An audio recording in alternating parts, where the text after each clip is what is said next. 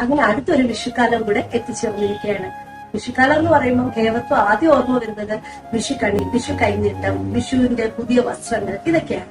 പക്ഷെ ഒരു കാര്യം നമ്മൾ മറക്കരുത്, വിഷു യഥാർത്ഥത്തിൽ ഒരു കാർഷിക ഉത്സവവും കൂടെയാണ്. അപ്പം വിഷു സമയത്ത് നമ്മൾ ഇതിനെ എന്താണ് ചിന്തിക്കേണ്ടത്? നമ്മൾ കഴിക്കുന്ന ആഹാരം അത് നന്നായാൽ എന്താണ് നമ്മളുടെ ആരോഗ്യം നിലനിൽക്കും. ഇപ്പൊ നമുക്ക് കിട്ടുന്ന ഭക്ഷണം എന്ന് പറയുന്നത് കൂടുതലും മായങ്ങൾ ചേർന്നതാണ്. അപ്പം നമ്മുടെ ഈ വർഷത്തെ വേൾഡ് ഹെൽത്ത് ഓർഗനൈസേഷന്റെ മോട്ടോ എന്ന് പറയുന്നത് തന്നെ മൈ ഹെൽത്ത് മൈ റൈറ്റ് ആണ്.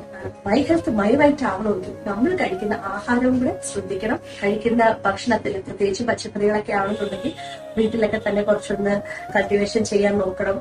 അതല്ലെന്നുണ്ടെങ്കിൽ നല്ല ഓർഗാനിക് ആയിട്ടുള്ള വെജിറ്റബിൾസും മറ്റും നമ്മൾ വാങ്ങിക്കാനായിട്ട് ശ്രദ്ധിക്കണം.